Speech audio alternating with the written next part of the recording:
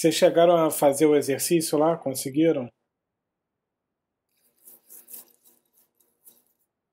Professor, eu confesso que tive dificuldade. Aí o Pedro aí, ele assumiu a camisa 10 aí e conseguiu desembolar com a gente. Tá. Você teve alguma dificuldade específica? Ficou com dúvida em alguma coisa? Posso te ajudar?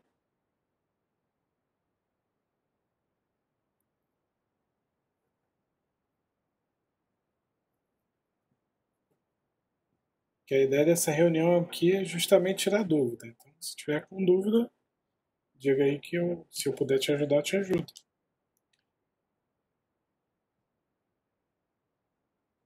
Fala, Jonatas.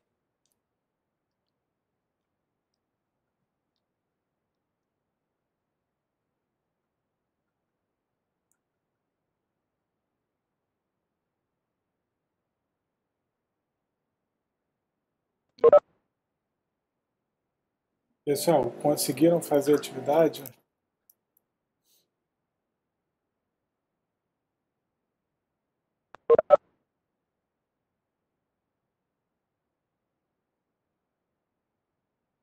Cortou, gente.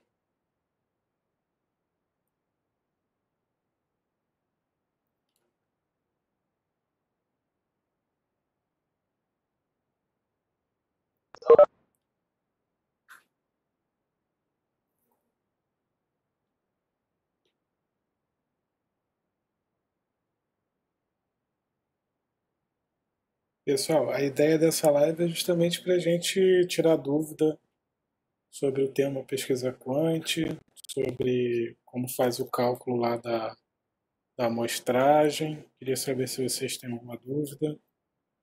Conseguiram fazer a atividade? Até não sei se todos os grupos chegaram a passar por isso, mas eu tinha posto no exercício o cálculo baseado em 3% de margem de erro, mas com 3% ficava um número muito quebrado, o N0. Aí eu mudei para 5%, que aí fica um número mais redondinho e facilita o cálculo. Então, se alguém acessou no início da aula e depois percebeu que mudou, foi por isso. Só para facilitar o cálculo de vocês.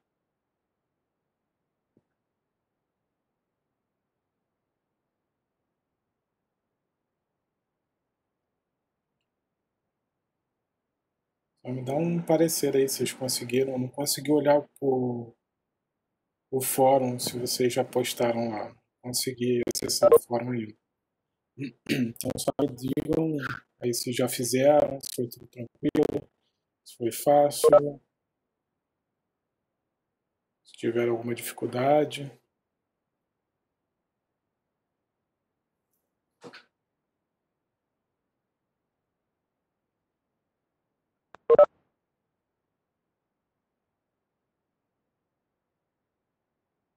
Boa noite, professor. Boa noite, Mário.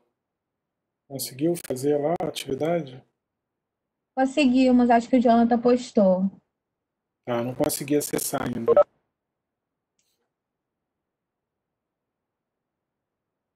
Tá bom. Tá. Nosso grupo vai postar agora, professor. Boa Tá. noite, galera. A ideia, gente, é que vocês não postem só o cálculo da amostragem, mas também o questionário que vocês se propuseram fazer de pesquisa de clima organizacional. Né? Que aí eu posso comentar também lá sobre as perguntas que vocês vão fazer. Mas é para postar junto com o cálculo ou não? Na verdade, a ideia era postar inicialmente o questionário e trazer o resultado do cálculo. Então, se puder trazer os dois, melhor. Porque não é um exercício só do cálculo, é um exercício que busca também, quer dizer, a aula de hoje não é só para o cálculo de amostragem, mas sim pesquisa quant como um todo. Então, se vocês já Entendi. fizeram, aí vocês colocam lá as perguntas do questionário também. As perguntas do questionário postamos na sexta, que era o dia No de outro postar. fórum, na verdade, né? Isso. Então pode deixar só a amostragem mesmo, não tem problema. Eu Tá, modifico ok. lá o pedido do exercício, sem problema.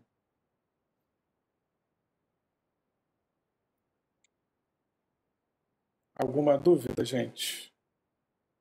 Esse, pelo menos, assim, eu já vi algumas formas diferentes de cálculo de amostragem e eu acho que esse foi o mais simples.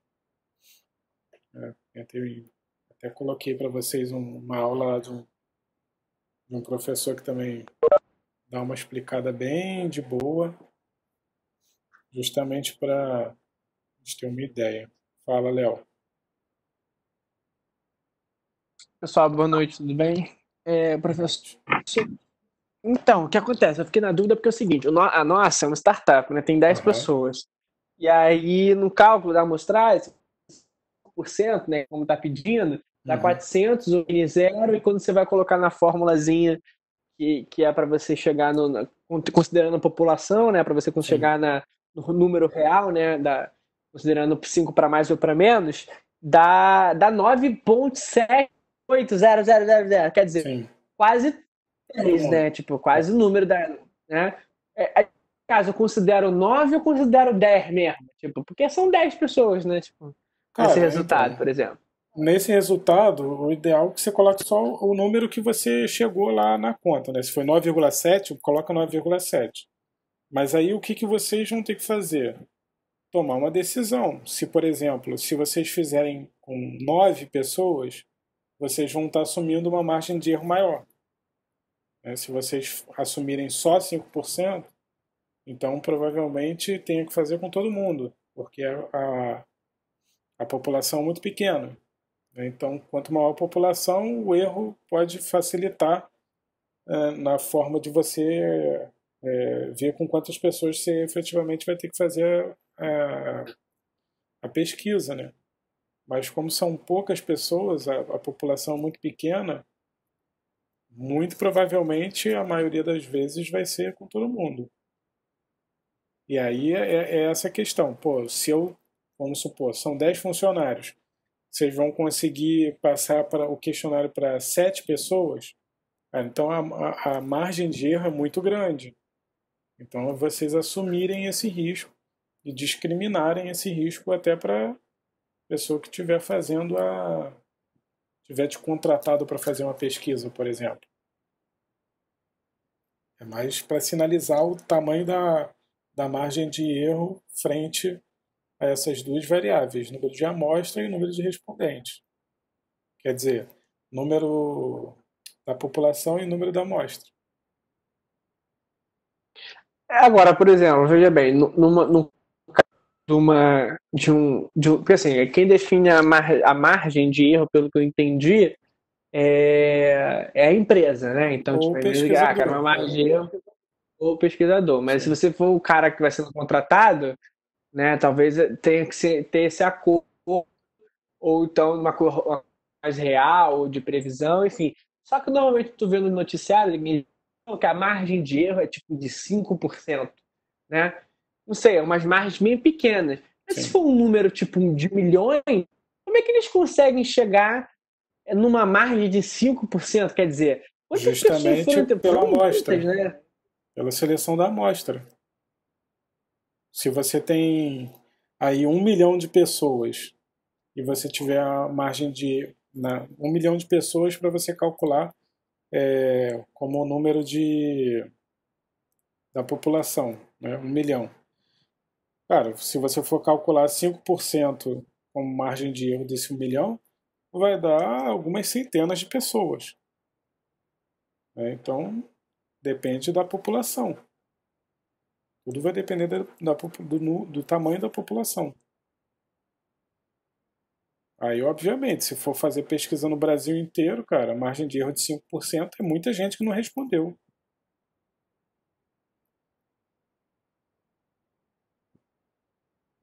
Pois é, mas é isso aí, porque no caso, se foi 5% de 10 deu 9, pô, de 1 milhão, 1 milhão também, é melhor, né? Não necessariamente, porque é percentual.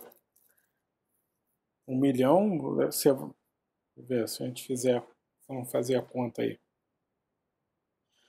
Vamos botar aqui. Se for 1 milhão, deixa Deixa eu ver se eu consigo.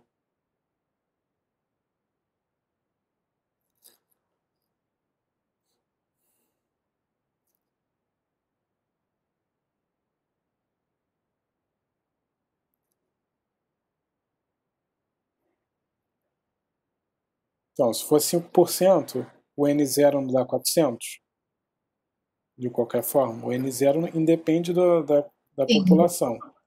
Então, a gente vai fazer 1.400.000 dividido... Não, 400 milhões, na verdade. Isso dá 3.998. Então, isso daí é a quantidade de pessoas que devem responder, Gente, mas que milagre. né? É justamente pelo tamanho da população. E aí você vê, quanto maior a população, maior a possibilidade de menos pessoas responderem frente à população como um todo. É porque a população que se está Eu lidando... calculei errado. 398, porque foi 400 vezes 1 milhão. Sim, dividido por 1.400.000. Depois. 1 milhão. Peraí, deixa eu fiz errado, peraí. Não.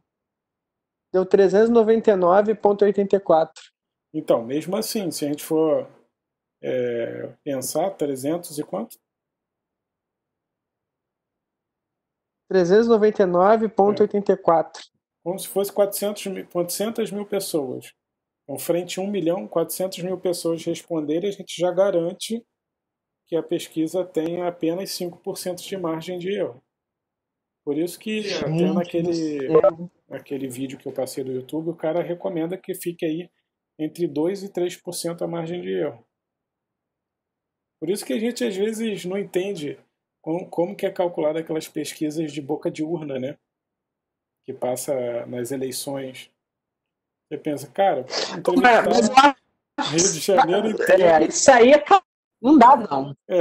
Porque, veja bem, se você falar assim, vamos margem de erro de 1 milhão. Aí, se eu for pegar minha família nessa metade aí, já vai dar margem de erro para Bolsonaro. Vai ser que todo mundo que é Bolsonaro, se for na região lá, devido a outros 400, aí é Lula. Quer dizer, fica muito vago, né, também, assim, eu acho, né, não tem como você acreditar num negócio desse que você tá me mostrando aqui agora. Exatamente. É difícil. E aí tem a questão de você, aqui a gente está vendo qual é o tamanho, a gente só está calculando o tamanho da amostragem. Mas é mais para ter uma ideia, né? Sim. É para ter uma ideia, né?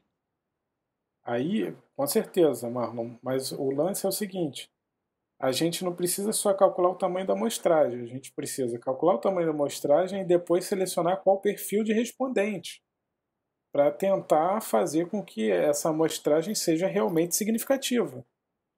Porque não adianta eu fazer uma amostragem, vamos supor, presidente do Brasil e só entrevistar pessoas do Sul e Sudeste, por exemplo. Certamente isso vai ser tendencioso. Por isso que se questiona muito dessas pesquisas nas eleições, porque você não tem acesso a todos os dados. Você que está ouvindo aquela pesquisa, né? Por mais que seja uma margem pequena de erro, por que os erros acontecem? Porque provavelmente a seleção de quem vai responder, quem vai fazer parte daquela amostragem, seja meio enviesado. E aí entra numa questão que colocam muito na pesquisa qualitativa, que é a subjetividade da pesquisa qualitativa, que é a possibilidade de você ter um viés na pesquisa qualitativa, porque é uma entrevista, e aí você tem ali o pesquisador e tal. Existem várias correntes teóricas diferentes. A que eu me enxergo, né, que eu converso com ela, digamos assim, eu entendo que mesmo numa pesquisa quantitativa, do tipo questionário, por exemplo, o pesquisador sim faz parte daquele processo, então tem a influência dele. Os mais puristas dizem que não, a pesquisa quantitativa não tem nenhuma influência do pesquisador. Só que, para mim, isso daí cada um tem um raciocínio diferente. Para mim, a própria seleção de quais perguntas vocês vão fazer já influencia o questionário. Então, para mim, não tem como, em qualquer tipo de pesquisa, o pesquisador ser ausente. Né? Porque ele pode se fazer presente através da escolha da pergunta, da ordem das perguntas, porque isso influencia o resultado. Ele pode se fazer presente através da escolha da amostragem, do cálculo da amostragem, enfim. Mas esse é meu ponto de vista. As pessoas mais puristas defendem que não, a pesquisa qualitativa tem viés e a pesquisa quantitativa não tem viés, ela é completamente objetiva, perfeita, maravilhosa. Mas aí não estou nem impondo a minha opinião para vocês, não. Só estou falando que existe essa discussão. Muitas pessoas criticam muito a pesquisa quali por ela ter essa presença do investigador. Só que, na minha opinião, ter a presença do investigador ele é inerente a qualquer tipo de pesquisa. A diferença é, eu reconheço esse papel do investigador, eu reconheço que aquela pesquisa pode ter sido direcionada de alguma forma por conta do investigador, do pesquisador. Se eu reconheço, para mim está tranquilo. Porque eu sei, cara, se eu quero uma pesquisa, vamos pensar na pesquisa eleitoral que a gente estava conversando agora há pouco. Se eu quero uma pesquisa tendenciosa, eu posso selecionar algumas pessoas para responderem dentro da amostragem. Eu posso selecionar quais são as perguntas, a forma que eu estou fazendo as perguntas, e isso vai influenciar substancialmente no resultado final. Se fosse aleatório, né, vamos fazer uma amostragem da população brasileira, tantas pessoas precisam responder para a gente ter a margem de 5% aleatório para o Brasil inteiro. Aí é outra história. Mas não sei se é aleatório. Diga, Léo, você tinha levantado a mão.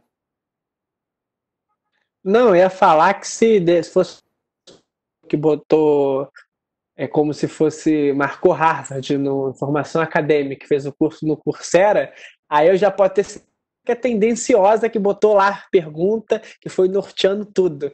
Quer dizer, eu acho que você fazer uma pesquisa, você pesquisa o pesquisador, né? E aí você vê como é que tá. Porque não tem como, são pessoas. Eu sou da mesma opinião, só queria fazer a colocação. Uhum. Sim, eu acho que a partir do momento que você faz opções, você já está se colocando. Mas entenda que isso é uma corrente teórica. Na verdade, é uma corrente epistemológica, é a forma com que a gente acredita em relação a meio que a forma filosófica por trás da pesquisa, digamos assim.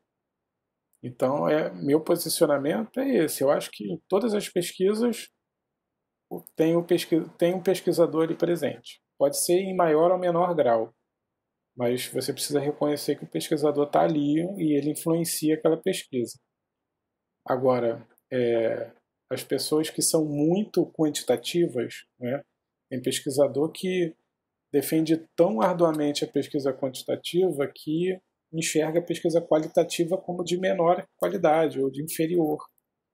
Então, esses caras geralmente enxergam a pesquisa quantitativa como uma pesquisa que não sofre nenhum tipo de interferência do pesquisador. Mas aí é uma corrente... eu sou da corrente pós-positivista. Eu enxergo que o pesquisador está ali independente de qualquer coisa. Aí as correntes mais tradicionais estão relacionadas à raiz daquela pesquisa, né? Foi fácil calcular lá, pessoal? Foi tranquilo? Alguma dúvida? Algum questionamento sobre o tema? Pesquisa quant, amostragem. Vocês viram que... Vocês chegaram a ver o PowerPoint narrado? Sim. Viu a quantidade de escalas diferentes que tem? Existem, inclusive, pesquisas de mestrado e doutorado que é para elaborar a escala de pesquisa. Às vezes o cara passa o doutorado inteiro elaborando uma escala para uma pesquisa. Aí, assim, cada uma das escalas Tem pontos positivos, pontos negativos, especificidades nos dados, formas de calcular diferentes.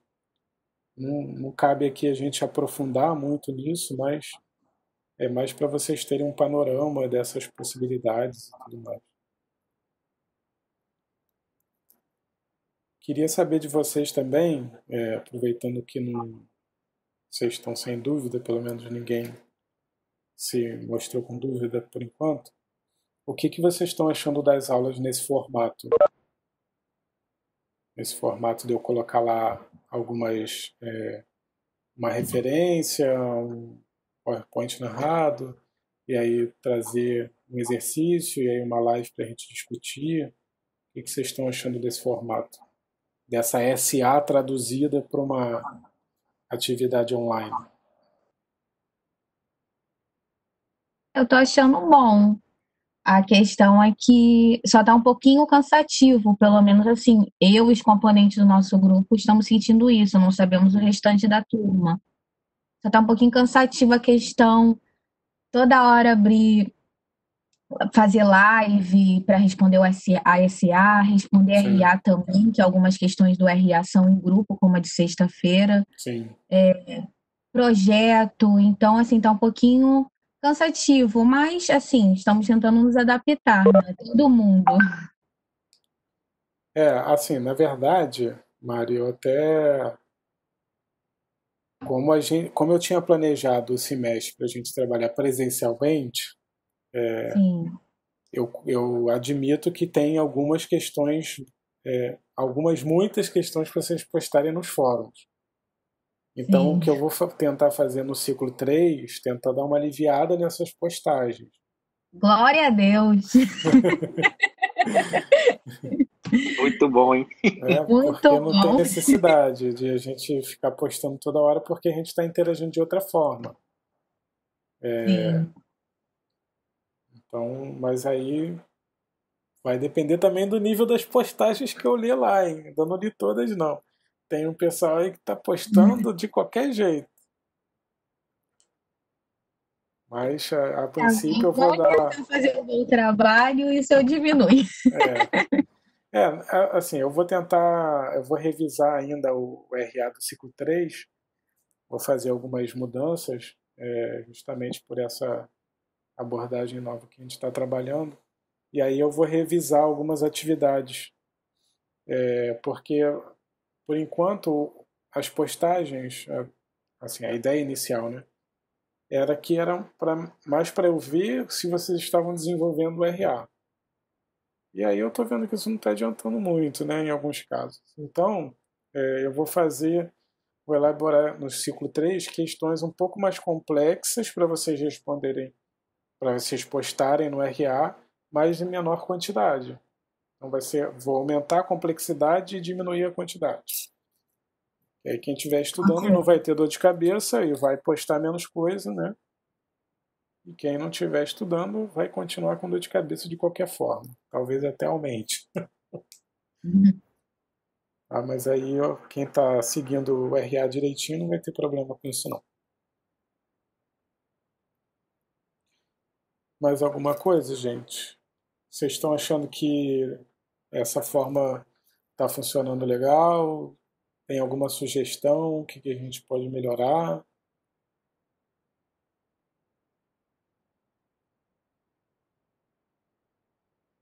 Professor, você pode me tirar uma dúvida, por favor? Sim, claro. Então, eu fui responder o quiz agora, Aham. antes de. E, tipo, todas as respostas ficaram verdes, só que lá no cabeçalho ficou como se eu tivesse errado todas. Mas as respostas ficaram verdes? Aham, Faz o seguinte, Diego, me manda uma mensagem privada depois no WhatsApp, que aí eu verifico aqui no sistema o que tá bem. aconteceu. Porque se Tá, você respondeu tudo certinho e só deu a mensagem errada, problema é do sistema, dane-se. Mas se de repente foi calculado como se tivesse errado tudo, aí eu vejo aqui direitinho como é que ficou essa questão. Tá? Só tá me bom, manda uma professor. mensagem para eu ver aqui no privado, por favor. Show, obrigado. Manda. Professor, Diga. Só uma dúvida em relação ao cálculo da amostragem. Aham. A gente fez baseado em 5%, Sim. mas no caso da empresa, se ela tem pouco funcionário, será que não seria mais fácil fazer em cima de 2%? Ou os 5% não vai interferir? Então, na verdade, se tem pouco funcionário, por exemplo, uma empresa que tem 10 funcionários, 5% de margem de erro vai dar 9,7, alguma coisa assim. Então, se você diminui a margem de erro, vai dar, sei lá, 9,9 pessoas. De qualquer forma, vão ter que ser 10 pessoas para você garantir Então, aquela margem de erro mínima. Aí então não tem problema não. não tem problema. O que eu tô falando, o que eu falei antes, não sei se você estava conectada já, é o seguinte, Não, Thaís. acho que não. Se, por exemplo, você tem uma empresa que tem poucos funcionários, e aí tem 10 funcionários. Se você fez lá o cálculo da amostragem para 5%, dá 9,7, ou seja, todas as pessoas precisam responder. Aí, no caso, 7 pessoas responderam. O que isso quer dizer? Que a sua margem de erro é maior. Ela aumentou por conta da quantidade de pessoas que não responderam. Então, já que Entendi. você não tem 10 pessoas respondendo, mas tem 7, sua margem de erro automaticamente vai aumentar. E aí isso é uma coisa interessante para você perceber e para falar com, por exemplo, o gestor da empresa, justamente porque é uma margem de erro que vai ser aumentada consideravelmente de acordo com 1, 2 funcionários que não responderem. Claro que não é para vocês forçarem o cara a forçar o funcionário a responder, mas sim que deixem ele ciente de que isso aconteceu. Porque Entendi. se de repente você fizer uma pesquisa e trabalhar com essa margem de 5%, você vai ter uma credibilidade X na sua pesquisa lá. Né? Os dados que você está trazendo são praticamente fidedignos, são idênticos ao que realmente acontece na realidade. Agora, se a gente for Entendi. trabalhar com menos pessoas respondendo, talvez os dados não reflitam exatamente como funciona, mas sim tenham... Traz mais segurança, né? Exatamente. Tá. Tá? Obrigada. Nada. Professor, Diga. tem como só dar uma olhada na nossa resposta? O Eu vi Jonathan lá. até postou. Já. Tá ok? Tá sim. Tá certo? Sim. Tá. Vocês calcularam em cima de 31 funcionários, né? Calculamos com aqueles funcionários indiretos. Aí até estava conversando com outro grupo depois para vocês analisarem direitinho quem são esses funcionários indiretos para ver se faz sentido incluir eles ou não. Como eu não conheço a empresa a fundo, aí eu sugiro que vocês analisem, o grupo analise e tome essa decisão, se faz sentido incluir eles ou não, tá? Pelo que eu entendi, ele focou mais nos diretos. Ele acho que não quis ressaltar muito os indiretos, não. Então, mas, por exemplo, se for um indireto que trabalha dentro do local de trabalho dele, dentro da própria empresa, que tenha contato com outros funcionários, faz sentido você colocar ele. Por exemplo, na Celso a gente tem alguns funcionários terceirizados de limpeza. Então, quando eu for trabalhar um clima organizacional da Celso Lisboa, eu preciso incluir essas pessoas até mesmo para entender como é que é a interação do meu funcionário contratado pela Celso com o funcionário terceirizado contratado pela Celso também. Então, eu não sei o que ele está considerando funcionário indireto. Funcionário direto. Então, vocês precisam analisar. Se for um médico que trabalha, sei lá, Curitiba, que presta serviços via Skype por uma empresa através da PlayCipa. Cara, aí com certeza ele não vai influenciar em nada o clima organizacional da empresa. Agora, é um médico que vai lá para dentro da PlayCipa e faz as análises das pessoas que precisam fazer lá, sei lá, exame admissional lá dentro da PlayCipa. Cara, ele vai ter contato com a pessoa que vai fazer o café, a pessoa da secretaria, que vai preencher um formulário, que vai entrar em contato com plano de saúde ou com a empresa, sei lá, vai ter contato com outras pessoas. Então, assim, eu não sei o que ele está considerando um funcionário indireto. Aí vocês dão uma pensada, o que vale a pena incluir. Mas, de qualquer forma, para o cálculo da atividade, tá bom da forma que tá. Tá bom. Diga, Marlon. Professor, tem problema a gente postar numa folha de caderno? Não. A gente não conseguiu botar o cálculo Tá, tira em foto algum e programa. posta lá a foto, não tem problema não. Tá bom. Eu só ainda não consegui Obrigado. analisar, mas aí eu dou um feedback para vocês lá no próprio fórum. Beleza. Mais alguma coisa, gente? Só queria lembrar vocês, na quarta-feira a gente vai ter a SA de pesquisa de mercado. E aí tem o link lá para vocês se inscreverem, para vocês garantirem as horas complementares. Quem não se inscreveu ainda, se inscreva, por favor, para garantir não ter nenhuma dor de cabeça. A princípio, vai ser nessa nossa sala de aula aqui, mas parece que teve um blog que descobriu a palestra pelo Simpla e aí começou a divulgar. Então, dependendo de quantas pessoas externas tiverem, que aí eu criei uma outra categoria de ingresso, dependendo de quantas pessoas externas tiverem, aí a gente usa uma outra plataforma. Tá? Se for mais pra gente aqui, aí eu uso a minha sala mesmo. Tá? Mas aí vocês vão receber um e-mail no dia e eu aviso no grupo de vocês. Na quarta, 8 horas que começa. Não, 7. Não lembro agora. Ainda dá para se inscrever, professor? Dá para se inscrever até no dia. Deixa eu ver se pode. Acho que já tem lá no grupo do WhatsApp. Não, sim. Dá uma olhada lá. Tem essa aula. Valeu. Diga, Mari. Então, após essa palestra, vai ter a SA. Não, essa palestra é a SA. Essa palestra é SA, então assistir vai já ser só a conta. palestra, isso. Tá, ok. Tá? Não vai ter mais nada além da palestra, não. Eu nem coloquei artigo para apresentar, é só a palestra.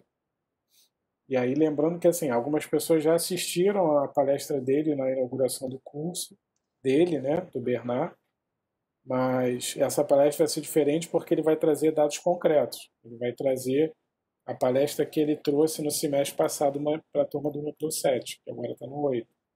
E aí ele traz não só os dados genéricos lá da história dele, como que atua o profissional de inteligência de mercado, mas ele vai trazer exemplos práticos. Vai ser bem legal. É uma área bem interessante. Beleza, gente? Beleza. Mais alguma dúvida? Algum comentário? É só para falar aqui o do meu quiz, professor, para não esquecer. Foi a mesma coisa do Diego. Me manda uma mensagem no privado, Bernardo, só para eu checar lá. Mandei já. Beleza. Aqui ainda não vi o WhatsApp aqui. Mas eu vejo para Valeu. você. Então, pessoal, quarta-feira a gente se encontra. Mando mensagem para vocês com o direcionamento da palestra direitinho. Tá? Qualquer dúvida sobre amostragem, sobre quant, pesquisa em geral, pode me perguntar ou lá pelo fórum ou no WhatsApp. Tá bom? Ok. Boa noite, Ok. gente. Valeu, professor. Bom descanso aí Boa para noite. vocês. Fiquem em casa. Tchau, até quarta. Valeu, professor. Boa noite. Falou, até quarta. Tchau, tchau. Boa noite. Boa noite.